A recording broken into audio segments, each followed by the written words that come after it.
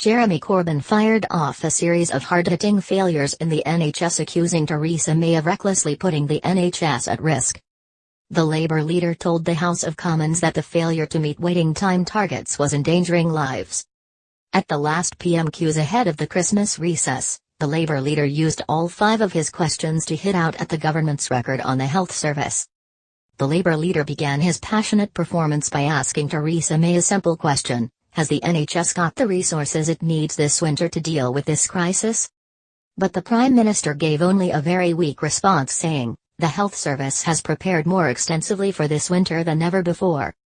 Mr. Corbyn then launched into a string of failures within the health service. He said last week 12,000 patients were kept in the back of an ambulance on arrival at hospitals because there was no room at the A&E. He also pointed out that A&E waiting time targets haven't been met for 2.5 years and cancer treatment targets haven't been met for 2 years.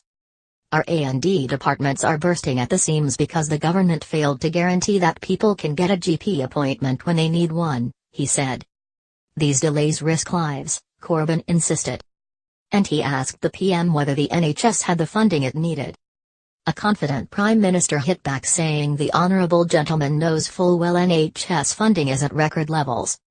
But Corbyn retaliated, pointing out that the funding levels are nowhere near the figure the head of the NHS asked for.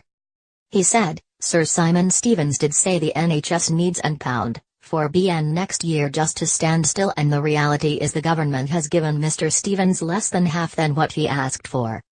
He asked the PM to confirm all targets will be met in 2018. Theresa May hit back at Mr. Corbyn by falling back on the situation in the NHS in Labour-run Wales. She pointed out that in Wales, on cancer care the standard was last met in 2008. But Mr. Corbyn would not be cowed, saying, "The Welsh Government relies on a block grant from England that has been cut by 5%. Despite that, in Wales, 85.5% of cancer patients start treatment within 62 days. Higher than in England."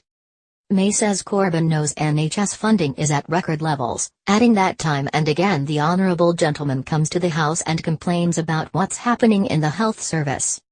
She says more people are getting the treatment they need, and 6,500 more people are alive if we hadn't improved our cancer care.